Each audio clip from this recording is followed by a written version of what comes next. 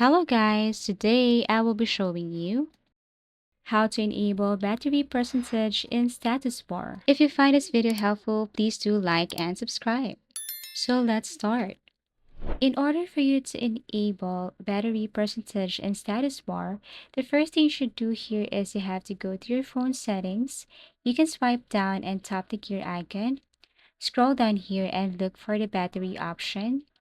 If you can't find, then go to the search icon and then type battery. Here on my settings, I can find battery under or below application. And then here on your battery section, you have to scroll down and look for battery percentage. And as you can see, this one is set to do not show.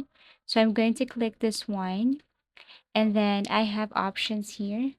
So it's up to me. If I tap inside, then this is what it looks like. And if I choose outside, then here it is. So I prefer inside.